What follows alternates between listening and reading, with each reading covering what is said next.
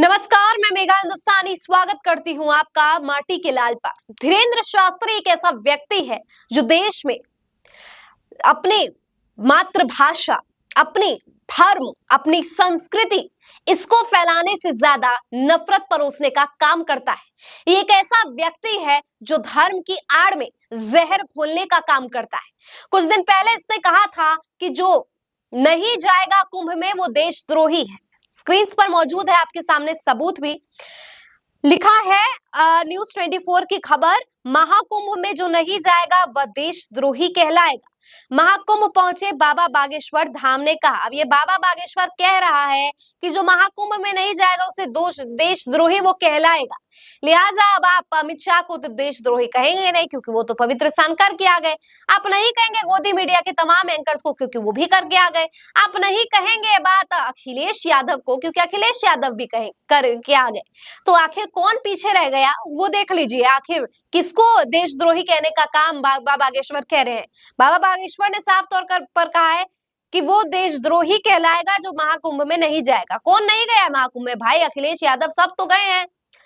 देखिए लिखा है महाकुंभ नहीं जाएंगे पीएम मोदी। अब इसका क्या मतलब निकाले? अब मैं इसके संदर्भ में ज्यादा बयान कहूंगी नहीं, वरना फिर लोग इसको भी तोड़ मरोड़ करके पेश कर देंगे कि मैंने ही न जाने क्या प्रधानमंत्री को क्या कह दिया।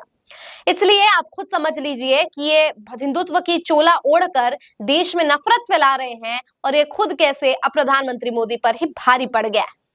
ये तो थी कुछ दिन पहले की बात, लेकिन अब जब ये हुआ है, यानी कि महाकुंभ में भीड़ उमड़ पड़ी, जिसकी वजह से इतने ज्यादा संख्या में लोगों की जाने गई, ये स्टैम्पीड हुआ, भगदड़ मची, और उसकी वजह से लोगों को कितना नुकसान हुआ है, और सबने इसमें शोक जताया है। सब हृदय से दुख व्यक्त कर रहे हैं, कुछ झूठा ही दुख व्यक्त कर रहे हैं। लेकिन ये धीरेन्द्र शास्त्री 4 कदम आगे निकल के क्या कहता है? हिंदुस्तान के सोर्स से देखिए, लिखा है वो मरे नहीं है, उनको मोक्ष मिला है। महाकुंभ भगदड़ में मौत पर बोले धीरेन्द्र शास्त्री। ये व्यक्ति कहता है कि जो लोगों ने अपनी जान गंवाई है, जिसमें छोटी छोटी बच्चियां भी शामिल है, अधेड़ उम्र के लोग ही नहीं बल्कि आधे उम्र के लोग भी शामिल है, क्या वो लोगों ने मोक्ष प्राप्ति कर ली है? क्या इस धीरेन्द्र शास्त्री को मोक्ष का अर्थ भी मालूम है? क्या कुंभ में प्रशासन की लापरवाही से कोई व्यक्ति जान गंवा रहा है तो इसके जैसा पाखंडी, साधु संत मानने वाला और भविष्यवाणी करने वाला धीरेन्द्र शास्त्री कहता है कि उन्होंने तो मोक्ष की प्राप्ति कर ली। अपने धाम में बैठकर ये बहुत जो है जादू करता है, और जो है कहता है कि मैं आपका भविष्य, वर्तमान, भूत सब बता देता हूं। तो आखिर ये भविष्य क्यों नहीं बता पाया ये व्यक्ति महाकुंभ में? वहां जो लोग थे, कहीं ऐसा तो नहीं कि बागेश्वर बाबा को ये बात मालूम थी कि क्या होने वाला है, महाकुंभ में भगदड़ मचने वाली है? क्योंकि इनको तो ईश्वर का हाथ प्राप्त है, आशीर्वाद प्राप्त है, और हम सब तो मनुष्य हैं।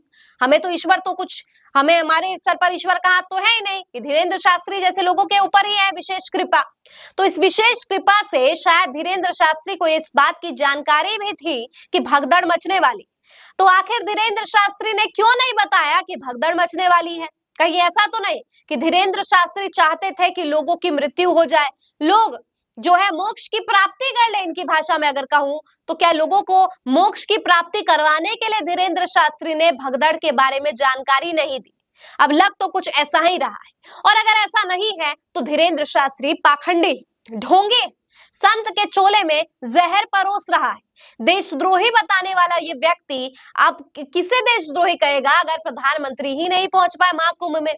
वो लोग जो सेना में तैनात है, वो लोग जो बहुत ही खुफिया काम देश के लिए कर रहे हैं, वो अगर महाकुंभ में नहीं जा पाते हैं अपने समय की कटौती की वजह से, तो उनको क्या आप देशद्रोही कहेंगे? क्या ये धीरेन्द्र शास्त्री सेना में जिनको छुट्टी नहीं मिल रही है कुंभ में जाने के लिए, उन्हें देशद्रोही कहेगा? निर्लजता की सारी हदें पार कर दी जब ये व्यक्ति कहता है कि उन्हें तो मोक्ष प्राप्त हो गई। सरकार के निठल्लेपन, निकम्मेपन और प्रशासन की नाकामी की वजह से लोग अपनी जान गंवा रहे हैं, और इसमें भी इसको मोक्ष दिख रहा है। मतलब दूसरों के घर का चिराग बुझता है तो इसको वो मोक्ष कह देता है क्योंकि कुंभ में हुआ, और अगर अपने पर बात आ जाती है तो ये बौखला जाता है, आग बबूला हो जाता है कि मेरे पर कैसे संदेह कर दिया।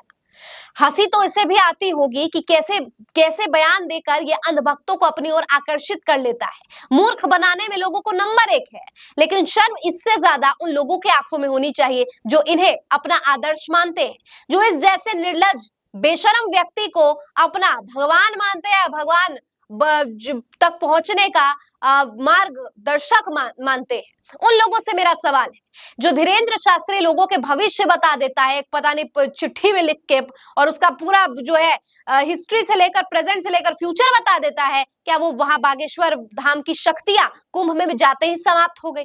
वहां पे भगदड़ के बारे में विश्वास कुमार पंत को जरूर पता था, उस कमिश्नर को पता था, लेकिन बाबा बागेश्वर वाले बाबा को कोई जानकारी नहीं थी।